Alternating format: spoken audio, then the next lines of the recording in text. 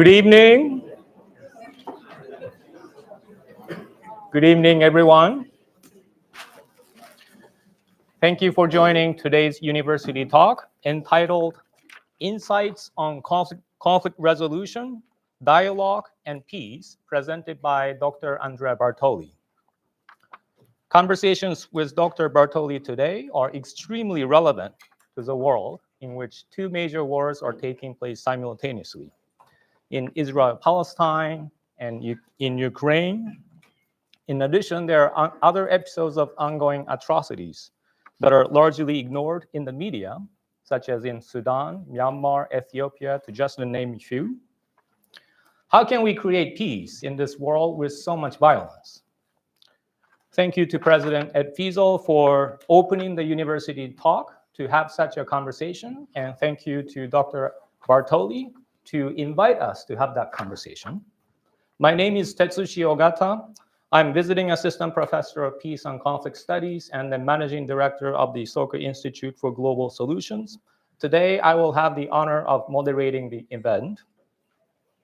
I'm particularly delighted that Dr. Bartoli is here with us as a speaker of the university talk. He's our SUA Board of Trustees member and also the executive advisor of SIGS, Soka Institute for Global Solutions.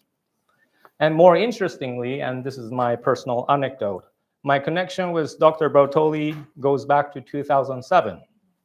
I was in a PhD program in conflict resolution at George Mason University at the time, and he was also there. He was my former professor, my former advisor, and my former supervisor, as I was his graduate research assistant. So it's been 16 years since we first met. And I'm truly grateful that my collaboration with Dr. Bartoli continues and then is still growing today, now at SIGS. Today's university talk is open to members of the local community as well. For those who are new, let me share a little bit about SIGS, Soka Institute for Global Solutions. President Fiesel announced the launch of SIGS on May 3rd, 2022. The idea of an institute was born out of the peace proposal that our late founder Daisaku Ikeda issued in 1987. In that proposal, Mr. Ikeda called for the establishment of an Institute for Global Solutions on the future Soka University campus to build a global intellectual network of people and organizations so that these people engaged in the network can collaboratively generate practical strategies to solve global issues. 35 years after Mr. Ikeda shared that vision, President Fiesel made it a reality on campus. Now SIGS is in second year of operation, and we currently carry out 3 projects, one on nuclear disarmament and abolition, another on global citizenship education for children, and another one for peace and reconciliation in East Asia. So it is truly my delight to be able to invite Dr. Bartoli, our SIGS executive advisor, for the university talk today. And before I give the floor to President Fiesel for the welcoming words, I want to cover a few technical logistics before Dr. Bartoli speaks. On your table, you're going to see this QR code, the link, and then the number 1682505. If you log into that website and then enter the number, you're able to submit questions live, anonymously, or with names. Up to you. Name is optional. So as Dr. Bartoli goes through his talk, you're able to submit any questions you would like to pose. And then during Q&A, I will moderate the conversation. We may not be able to go through all the questions, but from the questions submitted on the portal, on the website, we'll engage in the conversations. With that, please let me invite President Fiesel.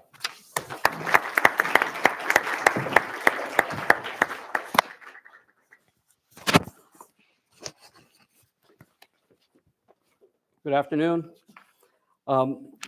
Welcome to Soka University of America and our special event this evening. It is my great honor and pleasure to be able to introduce Dr. Andrea Bartoli. SUA is very fortunate that we have a special relationship with Dr. Bartoli that goes back some time now. Dr. Bartoli has been the president of St. Egidio Foundation for Peace and Dialogue since 2019. And as Tetsushi mentioned, he's also one of our Board of Trustees members since 2021, shortly after I became president. And he is also the executive advisor for the Soka Institute for Global Solutions since its launch in 2022. And I'm very grateful that he accepted to serve in that capacity. I knew that Dr. Bartoli would be here for this first week of our learning cluster. And after talking with many of our students, given the current world situation, our students have been asking if we can have more talks and dialogue about the conflicts that are occurring and what we can do to try to resolve conflict. And I thought there would be no one better than Dr. Bartoli to talk to us and to really launch our learning cluster month this first day of the learning clusters. And I'm so appreciative that he graciously agreed to give this talk today. In 1997, Dr. Bartoli was the founding director of the Center for International Conflict Resolution at Columbia University. During his time at Columbia, he chaired the Columbia University Seminar on Conflict Resolution. He also began a series of training workshops for government officials to build their respective countries' capacities to prevent genocide and mass atrocities. The workshop was called Engaging Governments on Genocide Prevention. Later, from 2007 through 2011, he and his team organized 6 workshops and trained more than 80 governments on genocide prevention. While at Columbia, Dr. Bartoli also attended Mr. Ikeda's lecture on global citizenship at Teachers College in 1996. Dr. Bartoli had bought a book on Makaguchi called The Value Creator that was written by Dr. Dale Bethel. And then he saw a poster that Mr. Ikeda was giving a lecture at Teachers College. So on his own initiative, he went and attended that lecture, and that was his first introduction to Mr. Ikeda's and Makaguchi's philosophy on education. He later moved to George Mason University in 2007. He held the Juchi French Combi Chair and served as the Dean of the School for Conflict Analysis and Resolution. While at George Mason, you just heard he advised our own Tetsushi Ogata, but he also led a number of new initiatives, including the Genocide Prevention Program. In collaboration with the governments of Switzerland, Tanzania, Argentina, and Costa Rica, among others, he was one of the founding members of the Global Action Against Mass Atrocity Crimes, which is a state-led international platform of governments and civil societies working together to implement atrocity prevention policies and practices at the national level. In 2010, George Mason University conferred an honorary doctorate on our university founder, Mr. Ikeda. Dr. Bartoli was one of the 3-member George Mason team to travel to Japan to confer that honorary doctorate. And that was my first opportunity to meet Dr. Bartoli. Before George Mason approved their decision to confer the honorary doctorate, the provost went to the faculty senate and he presented the nomination. But a faculty member had to make a recommendation. And it was Dr. Bartoli who stood up, presented his recommendation, and made a strong case that our founder, Mr. Ikeda, should be a recipient of the honorary doctorate from George Mason. The faculty concurred, and the honorary doctorate was decided to be conferred on Mr. Ikeda. After George Mason, Dr. Bartoli served as the dean of the renowned School of Diplomacy and International Affairs at Seton Hall University, where I was able to personally visit him and continue our deepening collaboration. Currently, as president of St. Egidio, Dr. Bartoli is actively engaged in shuttle diplomacy and peace negotiations in difficult conflicts such as in the Sudan. We're very fortunate to have Dr. Bartoli with us tonight. Please join me in giving a warm Soka welcome to Dr. Andrea Bartoli.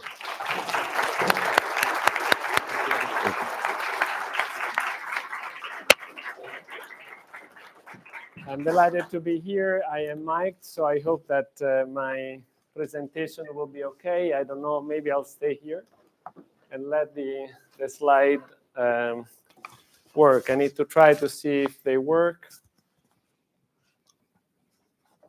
Should I try this way? Oh, no, this is the pointer. Okay. This is maybe from here. Let me do it from here. Exactly.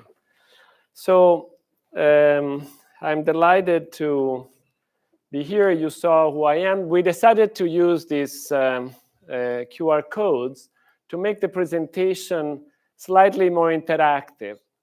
Because today, for me, is really the beginning of a dialogue, an experimental dialogue that comes from this new identity that the university invited me into, that is the Soka Institute for Global Solution. I cannot think of another methodology than dialogue to even try to tackle problems of great magnitude. And the university is a perfect place to take these challenges seriously. President Fiesel's invitation reads, given the Palestine-Israeli conflict, the community, and especially the students, are eager to learn more about conflict resolution. I was hoping you might share some of your activities that you have been working on for some time now in South Sudan. Now, my response will be clearly experiential for me. I will do a presentation that is not strictly an academic one, but more as a friend that is trying to invite responses and encourage a dialogue. Already, some of you have sent questions before even I start speaking. And so I will never be able to present all the 150 slides that you can find in this presentation or the questions that were asked. But I'm diligently going to do that individually, one by one, after the talk, because I would like to give these slides as a gift. I would like to give these slides as an opportunity to start this conversation. I'm doing this because I believe that peace is a gift of life, freely shared, freely given, and freely received for the good of all. Peace is not made by us. It's not constructed by us as this campus. Peace is simply shared as a gift of life, and it needs to be received as a gift of life. And I do believe that this peace is particularly important in the United States. I like to speak of conflict as a non-questioning reaction to adversity that invites abdicating self-control. Fundamentally, what I'm saying is that life confronts all of us with some adversity at a certain point. The moment you react without thinking, the moment you react without allowing yourself to be yourself, completely present in the presence of another, that's when your self-control is gone and you feel that you can do whatever because you are always right. In those moments, you are always right. And I find the US deeply divided by hostility. I recently became American a year ago.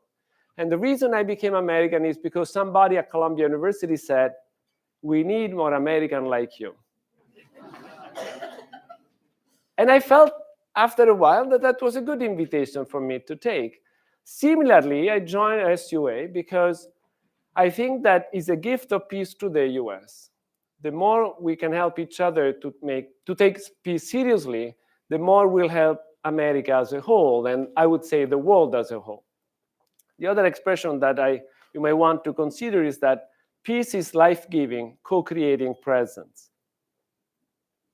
Peace is the moment in which life becomes life, the life that could be and should be, when we are accepting each other's presence, not just as something that is there, and certainly not something that we need to exploit, oppress, kill, destroy. So I'll speak about my activities less descriptively and more analytically, trying to elicit insight from you and sharing my own insight.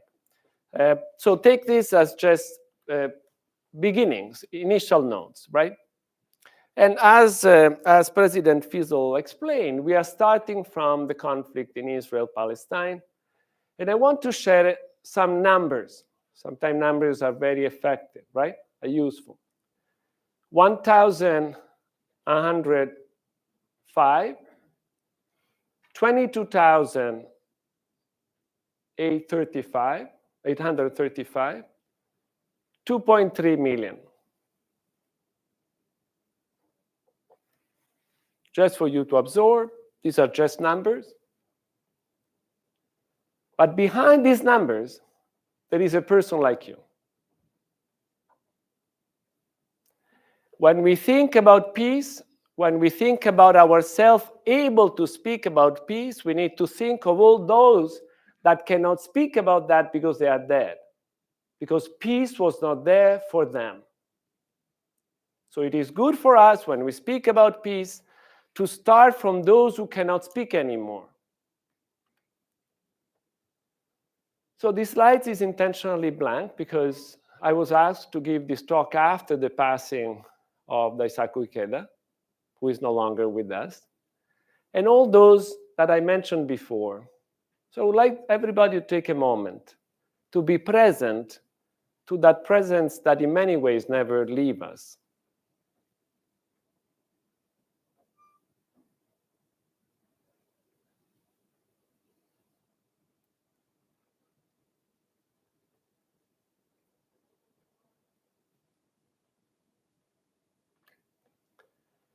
This Prosokovia Gaza James, a wise woman living in South Sudan, after sharing her painful story of the civil war just a few weeks ago, maybe a month and a half ago.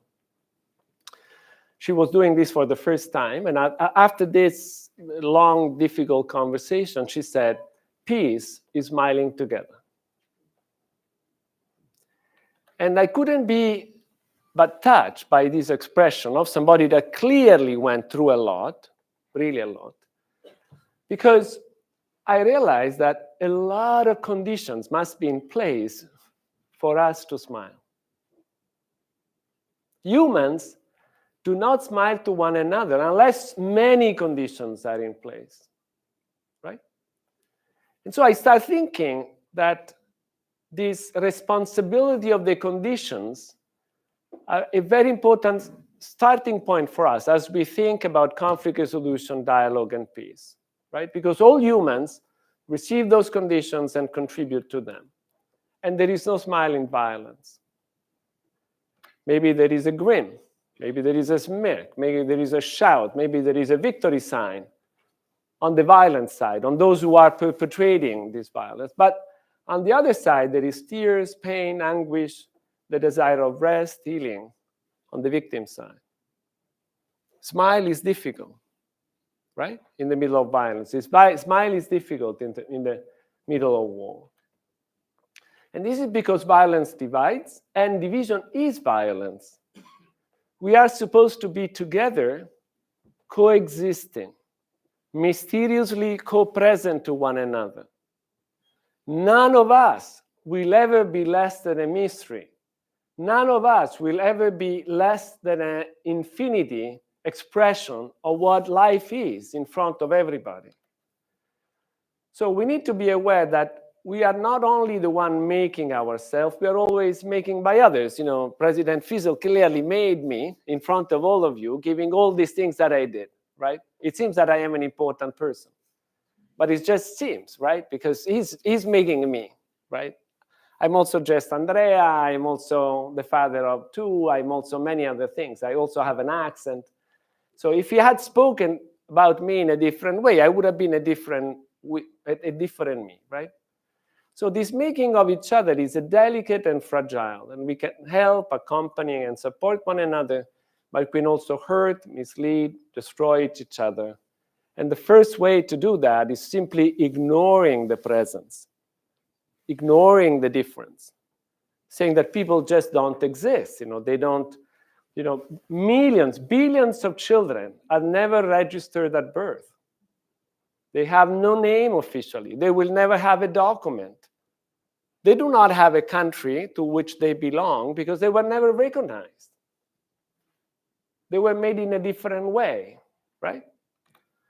So the university is a precious moment where we are all invited to become the teachers and the students and the teacher, the administrator, everybody is becoming. And the mentor is hoping for you and with you that you might become. I'm speaking especially for the students. So I would like to say that peace is searching for mentors and students, friends and workers who are willing and ready to co-create.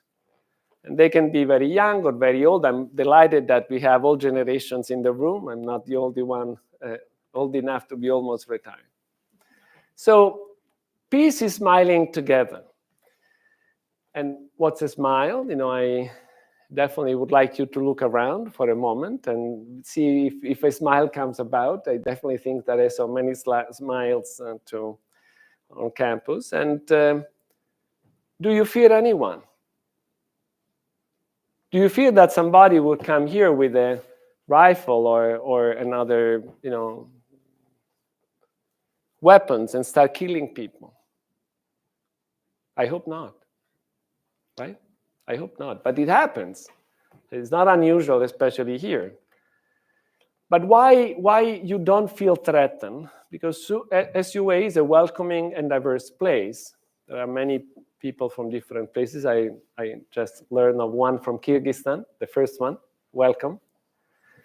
And the SUA culture is welcoming. And just the welcome makes a very different human experience. Just the fact that somebody looks at you and says, welcome. And not only says, but practice that welcome, right? Mutual recognition and hospitality create conditions for humans to smile, create conditions for that peace that I was mentioning before. Trust and openness to the future create conditions for humans to smile. Curiosity and commitment to truth create conditions for humans to know and verify. So this insistence on truth and trust is especially important at a time when the overall culture around us goes in the direction of mistrust and misinformation. So we are surrounded by a culture that says truth doesn't exist, it is not possible to know what is true and not true, it is not possible to distinguish. I think it's important for us to locate ourselves in the mystery of our knowing as something that we can experience as possible and true. Many feel threatened, many perceive their care under attack, and when fear and power and violence mixed, you have a very, very difficult moment, an explosive moment, and that's when you really need to be concerned. It is when dangerous, when you realize that dangerous is the moment when the powerful feel threatened. And unfortunately, the powerful feel threatened very often because they want to be powerful and they want to keep their power, right? So the problem is not the threat. The problem is the perception of threat by the powerful that can respond to that threat in a destructive way, right? Hopeful is the moment in which everyone is powerful enough to experience a threat as an opportunity to cooperate. Did you read about what happened in Japan with the earthquake the other day? Well, there is a reason why so few died in that earthquake. And it was not because the earthquake was just a little trembling. It was a very, very serious earthquake. But because many people in Japan learned from previous generations that earthquake actually happened. And that it is better for humans to build houses that can last, not necessarily resist, but last, move together with the earth so that people will not die. That's one of the examples of what I'm saying here. Life is filled with threats. But as humans, we can cooperate in such a way that the threat becomes an occasion for us to co-create through the knowledge that is verified. All humans are responsible. Fear must be overcome for peace to exist. If we are not in control of our fears, peace is just impossible. All humans are responsible for their intentionality, And sharing in epistemic community, that's to say, the community of knowledge, of knowing together, seeking what is true, beautiful, and good for all, creates a condition for peace to exist. Peace doesn't exist without us, against us, beyond us. Peace, in many ways, you can say, you can argue in a philosophical sense, already is already there, like life, is reality as it is. But it is for us to express it, to make it clear, to make it livable, to make it an actual experience. Humans can easily be forced into situations of perceived powerlessness, lack of resources, lack of access, lack of freedom, lack of moment, lack of opportunities, which are contrary to the full experience of peace. Perceived powerlessness can take many shapes, and often is associated with dominating others and the capacity to kill and destroy. Perceived powerfulness can take many shapes, often associated with dominating others and the capacity to kill and destroy. I'm powerful if I control you, and if I can kill you, destroy you at will, especially when I perceive you as a threat to me and what I care for. But this is a very limited and limiting definition of powerfulness. What if power was the capacity to give life, protect life, change life for the good of all? All humans, through their valuing, decide what is powerful. All human bodies speak. We can read human expressions, and now we can measure them. Do we really want to measure what is good for all? I don't have a watch. I need to see the time. And my contention here is that humans will not measure what they deny, what they do not want to see, what is irrelevant to them, what is not in their interest, what doesn't benefit them. And in this case, them is limited, partial, and exclusionary. For those who are curious, I put a link, an hyperlink to these little things on malaria, because literally every day, thousands, especially children, die because of malaria. But humans have developed at least 2 vaccines that reduce the death, the lethality of the illness by 30% and more. And they're simply not distributed because there is nobody that is investing in them and distributing them. Hundreds of thousands of children are dying today, not because we do not know how to save them, but because we do not have the money and the interest and the investment to save them. Think about what kind of world we have today. And these are more people that will ever die in any war, right? So I'm mentioning this because many will measure what confirm that they are winning, in control and powerful. And we are in a situation in which winning in Gaza, for some, so simply really seems to be how many I kill. The more I kill, the more I'm winning. It's an extraordinary reverse, right? How do we know how many people have been killed in Israel during the last attack of Hamas and in Gaza after the Israeli response? It's a very complicated measure in actuality of really knowing the bodies and the names and where coming from and so on. In my first slides, when I gave the numbers, I put Haaretz as my source for the Israeli side. And the number is also given with the names and often the pictures and so on and so forth. Not the same on the Palestinian side. There is too many, 22,000, and even the information is not available. Measuring is difficult.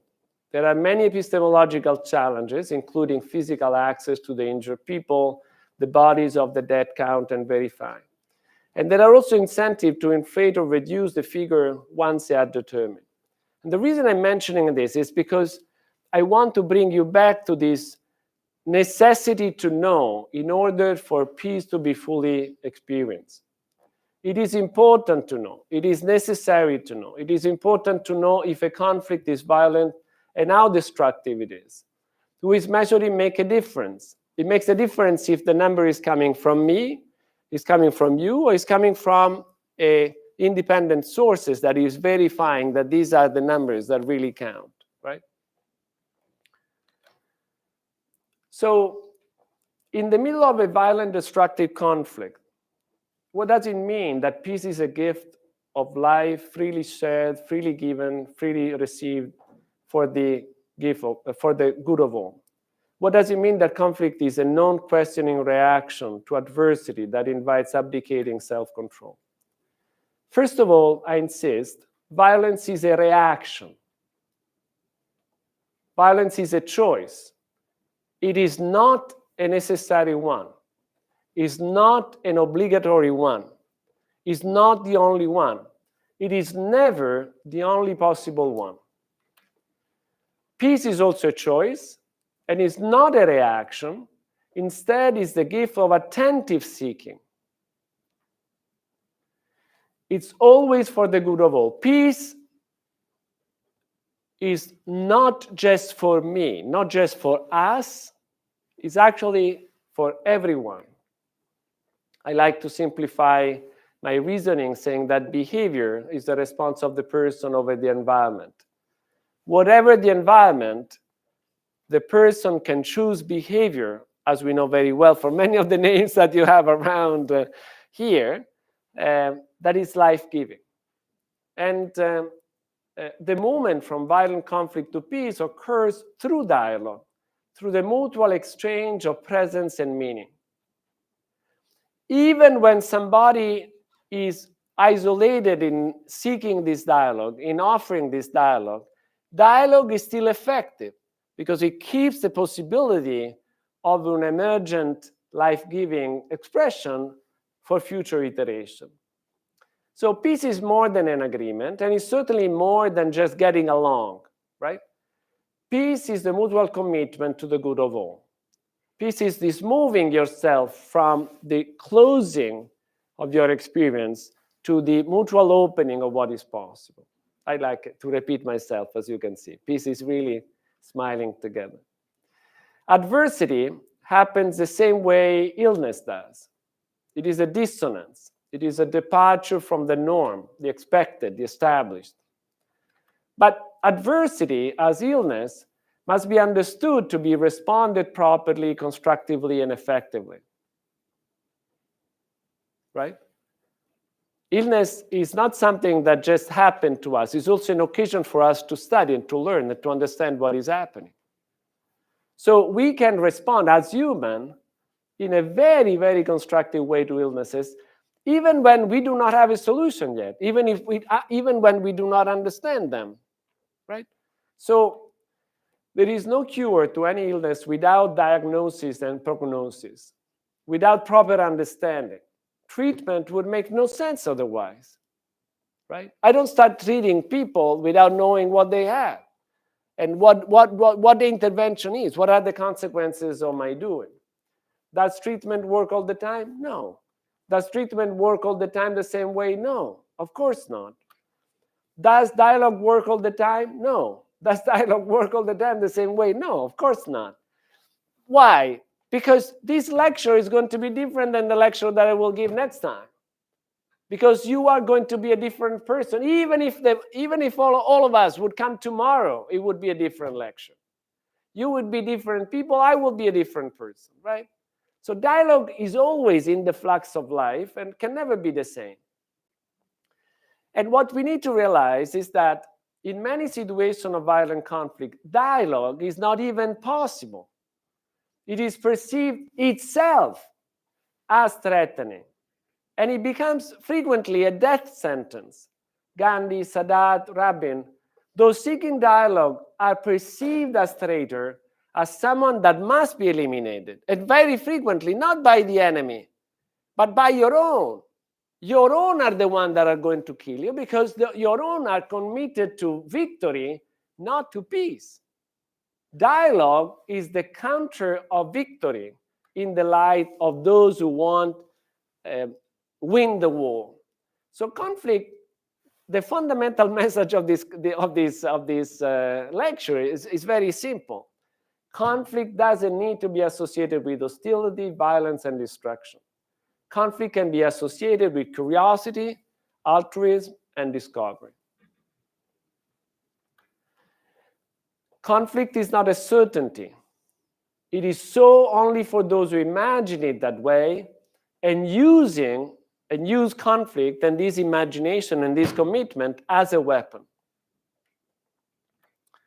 I can't be but a little observant of the language and life that we are all sharing, and observe that, as I mentioned this morning in the class, that human bodies, I can kill you with my elbow, with my head, with my knee, with my feet, with my hands. Couldn't I? Don't you know people that did kill? But I wonder if that's the reason for your hand to be. If the reason of your elbow is to kill people. Your elbow doesn't kill on its own, right? So it's not inherent to the elbow to kill.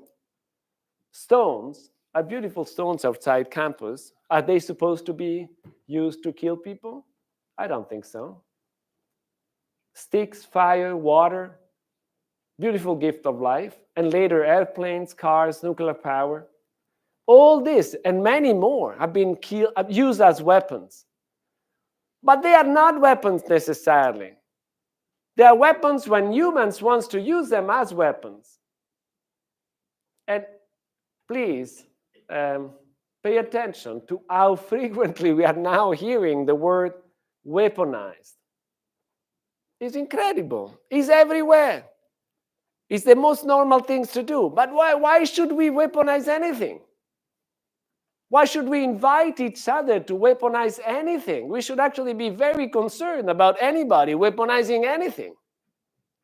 We are not supposed to weaponize, and we are not supposed to watch all this weaponize becoming a verb that is so widely used, right?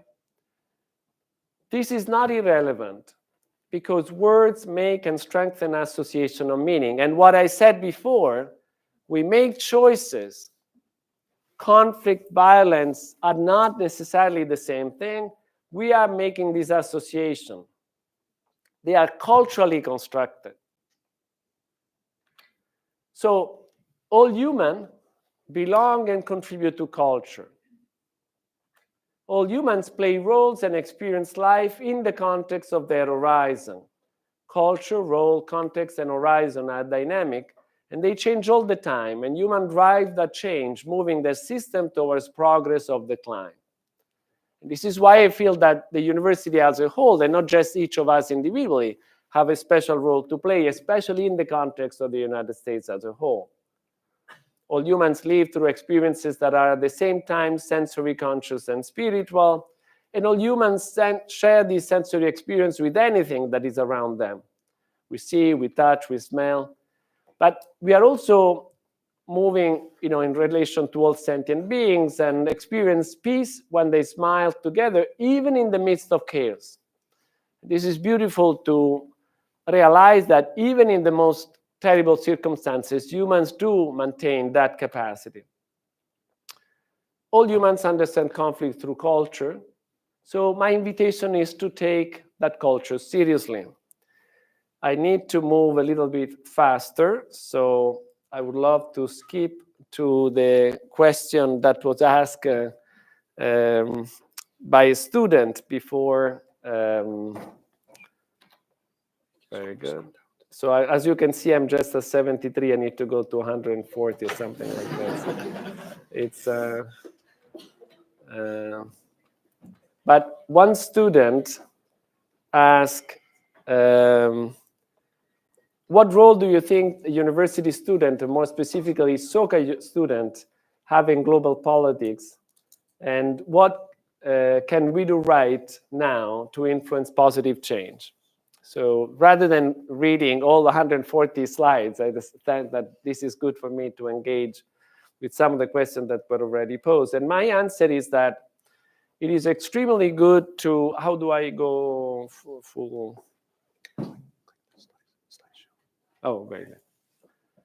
I definitely think that it's very good to think about roles for university students and anyone. So the first to do is to understand your role and your culture, and use them both to seek and pursue peace. We are all personal, we are individual, we are clearly different, but we are all playing roles. And to be aware of these roles is the beginning of an action that is relevant not only for us, but culturally around us. And as I mentioned before, we are always acting within one culture, so be aware of the culture in which you are, allows you to play that role meaningfully. We are all humans, we are always performing within a role as parents, children, students, and work. And what I think is special about SOCA students is that there is a shared culture of dialogue and peace. I was attending today my first class at SOCA University. I never did that before, and I was quite impressed by the pedagogy, the tone, the style, the engagement, and so on. Students did not create the original shared culture of dialogue. This is something in which you are entering, something that you are experiencing, something that is given to you in a way. It's like this room. You don't build the room, but you are invited into this room. But you are clearly contributing to it enormously, and you will contribute even more when you realize that you can make a difference between a dialogical approach or an authoritarian approach, right? And in that sense, you can multiply the effect of this experience that you have. The second to do is to know the pain and hope of humanity in well-informed and compelled ways. I really would like to recommend you, when you think about, and we did it again this morning in the class, when you think about anything, about education, think about the billions that will not have an education, do not have an education.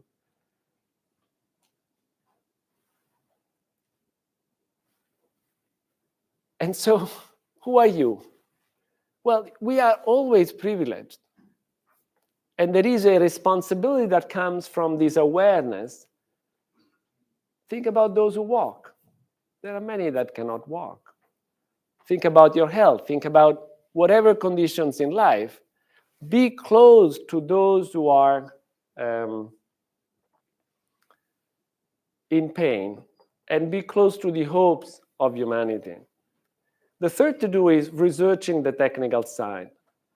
I was touched a few days ago by this James Gill discovery. He was poking around with these computer things, and he discovered a loop into Apple iMessage system that allow for software to do cross text messaging among WhatsApp and all the different things. He's 16 years old.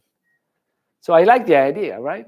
Why? Because you can do things of this sort if you are putting yourself into the capacity of seeking, searching, trying, and investing into something that is relevant for everyone. I can continue with the second question that was offered before I came. And I'm happy to hear more questions from Tetsushi when this is over. But the second is, how can a conflict be resolved if one or both sides only offer conditions that are so severe and unacceptable to the other side that there is no room for conversation, right? This is a very, very serious question. So again, back to my earlier point about peace as co-creating presence, is that the first conditions, so just a second. What I hear in this question is a focus on conditions, right? On the content of the issue. We are negotiating something, we are negotiating money, we are negotiating power, we are negotiating space, we are negotiating roles, whatever it is. But there is another dimension of the conflict that has to do with process. And the process is extremely important because in a lot of cases, the powerless party is not even able to express the condition. The powerful one is so powerful that he simply ignores the other one, right? So the first very important element is not the disparity of the conditions. When we can negotiate, we are already way ahead in the capacity to resolve the issue, right? The biggest problem is when we are not even recognized. We cannot even talk. We cannot even start the conversation about the content. Does that make any sense? Right? So not communicating, ignoring, dismissing is the first the Italian comes raggelante is when we are frozen. We are frozen by this neglect, by this distance, by this you don't exist. You are in the void. You know, you just so my offer here is that human understanding, yet, even in these conditions, allow any party to respond with greater attentiveness, intelligence, reasonableness, and responsibility. The beauty of the civil rights movement in this country, of Gandhi's movements and so on, is that even when you are not recognized, you don't exist, you don't even start the negotiation, you have the capacity to respond with attentiveness, intelligence, reasonableness, and responsibility. So the conflict may not be resolved in the present. Back to the point here, you know, what happens if there is no room? Well, you know, time exists, you know, it may not be solvable at the moment, but one party can actually keep open the possibility of a solution for both at a later time. And that responsibility remains. That is to say, we cannot simply accept the powerlessness, simply saying, well, there is nothing I can do, right? Not giving up is interesting because you are not giving up not only for yourself, but also for the others and humanity as a whole. It's a very interesting dynamic. When the powerless party that is not even recognized doesn't give up, it keeps the option of solutions emerging later, not just for that party, but also for the others and humanity as a whole. Right? Anyway. I think that is, I'm closing at the moment these initial openings remarks. As I said, I could continue for a long, long time. And I'll be happy to engage with you in this more dialogical structure. It's an experiment, as we said. So I am absolutely convinced that we will not be able to do all the slides and all the questions. But in a way, that's exactly the purpose, right? Is the idea that you didn't come here to get the answer. You got here to get the insight that possibly will spark further dialogue, further deepening, further thinking, further engaging. Would that be okay? Thank you.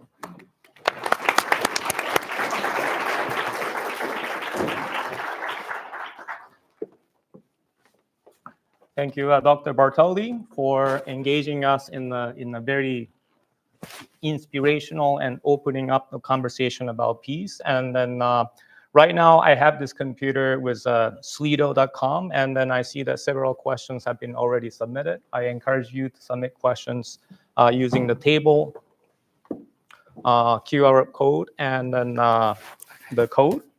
And then I take the liberty of choosing some questions. Some questions are already addressed by Dr. Bartoli. But this one, if I may start, hold on.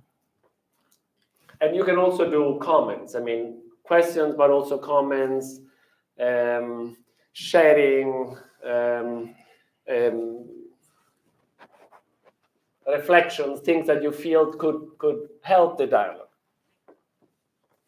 So one question that I'm going to start with is this. Based on the definition of perceived powerlessness, it seems that the current economic system structure exists only to make the majority of people feel powerless, making it a violent economy. And I would say violent system. What do you think can be a first step to change the current system into a peaceful economy or peaceful system instead?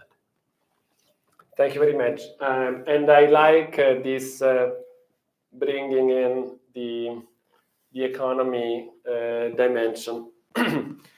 So if you look at human history, there is no doubt that we are much, much richer as humanity today than we've ever been. So there is an enormous production of wealth.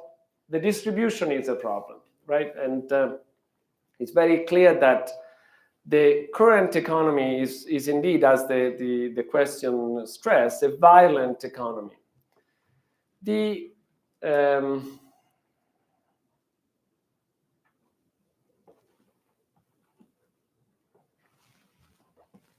trends, the experiences, I need the question in front of me, otherwise, or you can send it somewhere, but I need to read it because the trends is that powerlessness is relative, and the capacity of the human person to creatively respond to conditions is never to be underestimated. Human communities can cooperate and can create this peaceful economy that the question is suggesting. So I wouldn't describe the entire global economy as one, but rather point out that there are many differences within this global economy that move the system in the direction of further inequality and further violence, or more peaceful, engaging distributions. And this is true for many other dimensions. You know, I was intentionally creating, insisting on the awareness of how strange would have been to be violent at Soka University of America, right? Because Soka University of America is created in a certain way, in a certain culture. So similarly, we actually have a number of occasions in which people have cooperated and cooperates continuously in a very peaceful way, creating so much wealth that actually you speak seriously of the peace dividend. When nations are peaceful, they are actually richer. Do you have an idea of how much humanity has spent on nuclear military weaponry? Trillions of dollars. Trillions of dollars for multiple years. If we had spent that kind of money on education, on health, on roads, we would have a completely different world. But while somebody was using the economy that way, couldn't we say that humans also cooperated? That they did invent a very different, ecologically friendly economy? Of course. So it's never black and white. It's never one or the other. It's this co-presence of humans making different choices and us moving the entire system in one direction or the other. Thank you so much. And then I see that more questions are being submitted. This is great. Please keep submitting. Yuya and myself are checking the questions. And if I may go with more case-based questions. Whoa, it's coming so much that I'm losing track of. Oh, here. So I'm going to present two questions just to give you a sense of what kind of questions are being submitted. How is nuclear disarmament possible? If world leaders cannot have a dialogue without fear, how can there be real dialogue to make this happen? That's one. Let me do this. Okay. So, how is nuclear disarmament possible if world leaders cannot have dialogue without fear? The answer is no. It's not possible to have nuclear disarmament if world leaders cannot have dialogue without fear. But world leaders can have dialogue without fear. And we know that because they already did. Nuclear weapons were at their peak of the Cold War, 70,000. Not one, not two, not three, 70,000. United States and Soviet Union, especially, and the others were a little something. But after the meeting of Reagan and Gorbachev, a program started to effectively disarm thousands and thousands of warheads. Maybe many don't know this, but thousands were dismantled. For 10 years, the US got very cheap energy because the warheads that had enriched uranium, 95, 98%, to use the bomb, was diluted into 4 or 5% uranium that is needed for the energy to be created for us, to have this kind of lights and these kind of things. But billions of dollars were saved because the US bought weapons from the Soviet Union. And for 10 years, the weapons were coming here and they were dismantled.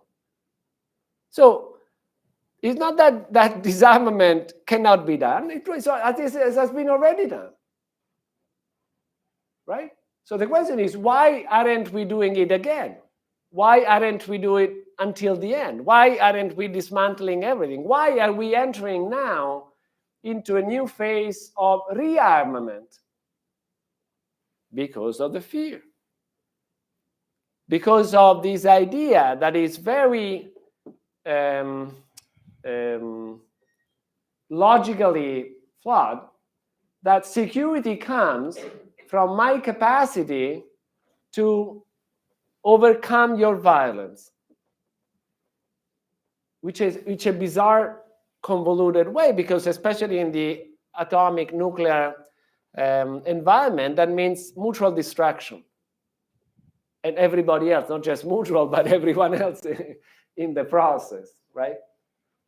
So back again to this idea that the most dangerous moment is when the powerful feel threatened. That's where we really need to be concerned. Thank you for more questions. If I may combine two questions. Could you talk about applying these ideas in your experience in South Sudan? And hold on. Can you share an experience or episode of a conflict where it was not resolved in the present, but its solution can be envisaged even if by one party alone? How would you instill hope and advise the one party that continues to strive for a solution when there appears to be no change at the moment? Very good. So on the South Sudan and in general, there is somebody even before I came, started sending questions, and one was about my experience and personal stories. So I put in the slides, you should have access to the slides, at least to three sources. One is a book called Making Peace. Another one is an interview to me on Beyond Intractability. And the other one just came up a couple of days ago on Society Builders. I speak also about SOCA Institute for Global Solution. But on how this idea apply in the South Sudan interventions is very clear to me, in a sense that, first of all, is this experience of being present. The community of Sant'Egidio, that is this relational space in which my work takes place, met John Garang, the leader of the opposition to the, at that time, Sudanese government in 1995. Long ago. And for all these years, we cultivated friendship. So Garang was somebody that was thinking not of a divided South Sudan and Sudan, but a unified democratic Sudan. And he died, and the dynamics was very different. But I can tell you that he had the capacity to see a future that many could not see. Do you think that Mandela has been successful or has been defeated?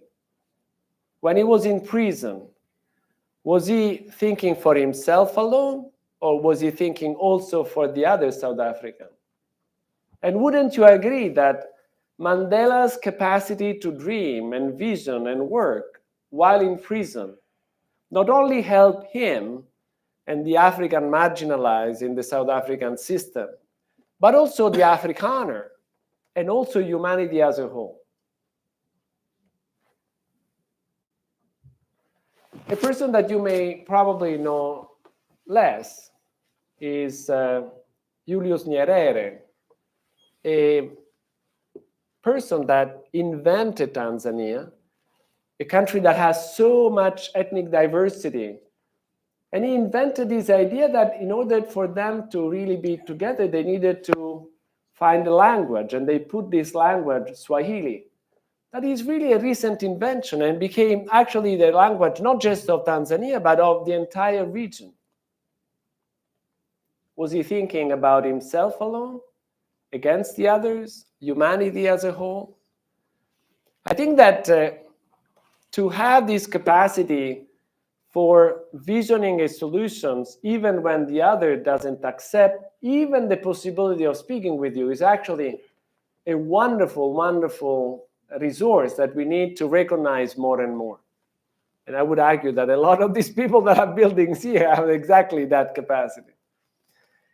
So in the experience of Sant'Egidio is that Sant'Egidio is at its best when can welcome somebody that is willing to do that in a situation of violence. So as I mentioned before, if you are interested in speaking about peace in the midst of violence, you are exposing yourself to the risk of being killed, literally. Not just ostracized, lose power, and so on, but it really requires a lot of attentiveness. So Sant'Egidio is a place where you can come confidentially and speak and explore ideas. But very often, the quality of those ideas is exactly this idea that I mentioned before, where one side is starting thinking solutions that include the other side, even if the other side is not ready. Does it make any sense? This kind of thinking requires a space, requires a modality, requires a possibility that is not just found on the street. It's found in a place where you are welcome, you are welcoming, there is this capacity for being creatively co-present to one another. Learning to become something that is at the moment not ready yet. I don't remember the second question. Help me to go back to the first one. Was this idea of South Sudan, how the ideas apply, and the and then when the solution was not seen as present today. I think I addressed both of them. Okay. Very good. So let me combine two questions that are coming from the, I suppose, students discussing campus life. Oops, hold on. Or maybe we should also ask people to do it from. I don't know. This is. It's an interesting. Too many are coming. Yes, exactly. And then computer is not moving. Hold on. Eh? Two fingers. Oh, okay. I perceive barriers among different races, ethnicities, and nationalities on campus, especially in terms of our daily interactions. I often feel powerless to alter this campus atmosphere. What actions can I take to break down these unseen barriers on campus? And if I may combine that with one more that is similar here. When I think of taking action for someone suffering, I'm always anxious about being a hypocrite or falling into complacency, which makes me afraid of taking action. How can I overcome this anxiousness? Okay, let me go back to the first one.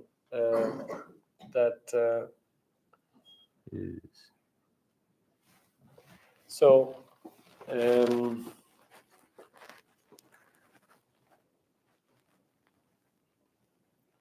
the difference of race, ethnicity, nationality doesn't necessarily need a barrier, right?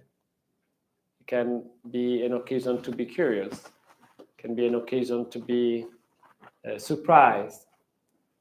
There is a slide for those who are curious about the one that I didn't present, where I'm speaking more technically about conflict resolutions and so on. But this one is a simple slide that is important, I think, because as I mentioned at the beginning of the talk, between you and whoever else, there is always infinity. Between you and anybody else, there is always infinity. It doesn't matter if this person is of your own ethnicity, of your own race, of your own nationality. Infinity is there because infinity is there. The association that we call race, ethnicity, and nationalities are human construct expressed culturally. But you are in an environment, a university, where you can decide that these differences are actually attractive for you. They are occasions for you to overcome, to explore more, to engage. Se io comincio a parlare italiano, probabilmente non tanti riescono a capire, giusto? C'è qualcuno che parla italiano? Eccolo là, uno, meno male. Come mai parli italiano? Sono italiano, ecco vedi. Very good. So, for anybody else that doesn't speak Italian, what happened between us? We found each other as Italian, right? What is your name, Kyrgyz friend? Ali. Alia was saying, I'm trying to bring Kyrgyzstan friends to SUA, to Soka University of America. SUA is the Italian version of SUA.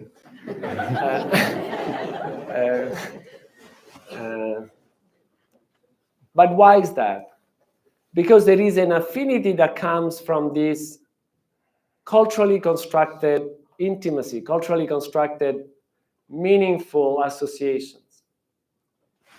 But by your laughing, by your smiling with me and Marco,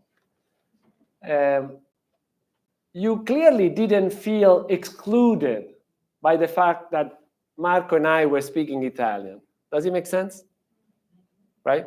If anything, probably some of you may, oh, interesting, that's a nice sound. Italian is not bad. Maybe I'm going to learn Italian. Right? So my strong recommendation is to learn how to look at these differences, race, ethnicity, nationalities, but also physical differences or linguistic differences, even just accent. I am aware that I have a very heavy Italian accent. Why? I came here as an immigrant. I was 35. I learned English in a public library in New York. My accent tells you a lot of things about me, right? But it's difficult to learn that if you and I are not intimate enough that I explain where is this accent coming from. Am I making any sense? So as much as you can, look at the difference as an opportunity to encounter. And the other way is as an opportunity to invite. Because a lot of barriers are also experienced by others because they are not invited. Right? Can you enter a space in which you are not invited? It's not easy to do that. The second question was about this issue of anxiousness, not being able to take action. the anxiousness, right? I would like to take action for someone who suffers, but I am anxious of feeling hypocrite or falling into complacency. So I would like to reassure you first that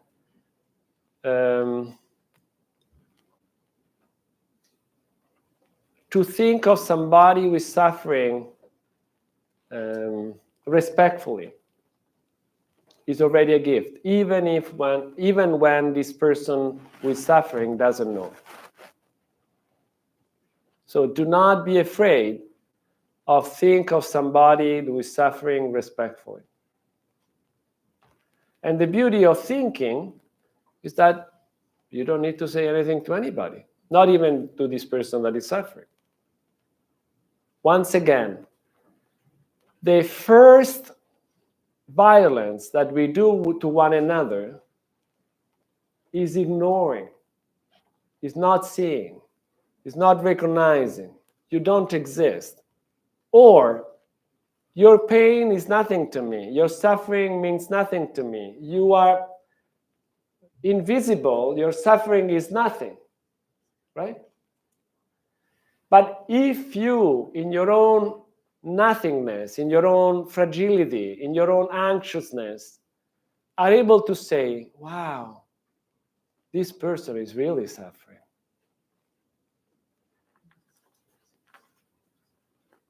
Is already a gift, is already a step.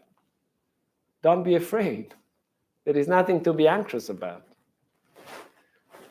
If you start staying confidently in that place where you are letting the suffering of someone else speak to you, be present to that suffering, sooner or later, you will know what to say. You will know what to do. You will know how to say it, how to do it. And even if your thinking of this person is simply to stay still, thinking of this person, it's okay. It's already good. There is nothing to do more. Right? Actually, a lot of people have this anxiousness the other way around. What I need to do it. I need to do it. I'm coming. Right? There is this anxiety that is, the protagonism of doing something. Well, if you don't know what to do, if you are not sure that you are doing the right things, be quiet. Don't. Again, it seems that I am really fond of Japanese experiences, but some of you may have heard of this airplane that got fired because they made a mistake in the authorization of the landing. And all passengers were saved. The 5, unfortunately, of the little plane that was cutting the landing of the big one died immediately on the impact. But all the others were saved. Why? Because they were quiet. They were listening to instructions, and they left one by one without hurting each other. I'm not sure that all cultures would do the same. Right? So If you think of somebody suffering, don't go fast. SIGS question. Just stay. Let that person speak to you. If you are able to think of one, it's already more than none. Time is already past the commitment, but if it's okay to address one last question, and then after the event, Dr. Bartoli, if it's okay to stay a I'm little. committed to respond to all of them after, so I'm happy to. So for the last plenary questions, this is a question about SIGS. As the executive advisor of the Soka Institute for Global Solutions, where do you see the Institute moving to create peace? Is it the setting of platforms, promoting dialogue and discussion such as this? Or is there another goal in mind for you for the growth of SIGS? Thank you very much. As the executive advisor of the Soka Institute for Global Solutions, I'm clearly part of a team. And as the team, you heard before the managing director, Tetsushi Ogata, speaking of the 3 programs that we already have. One on nuclear disarmament, one on global citizen education, and the other one in East Asia peace. So these are the 3 things that we are going to do and focus.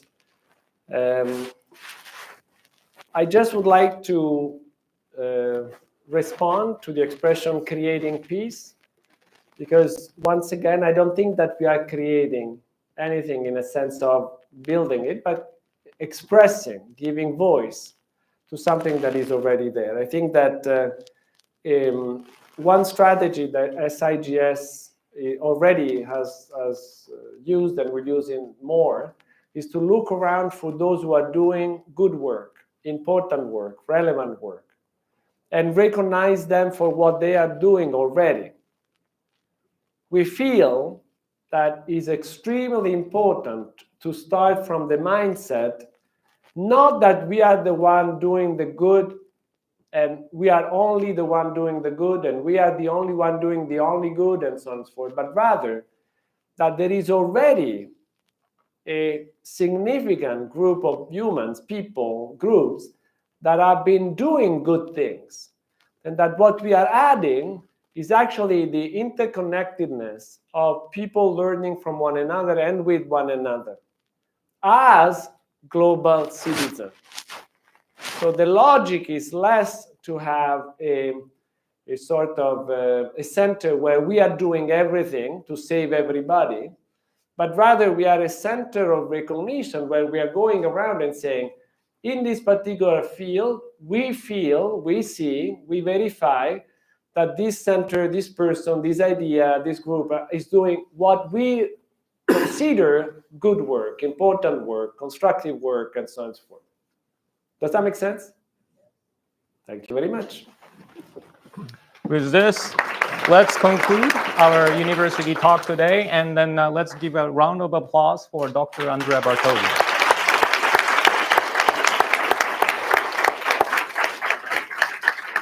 So he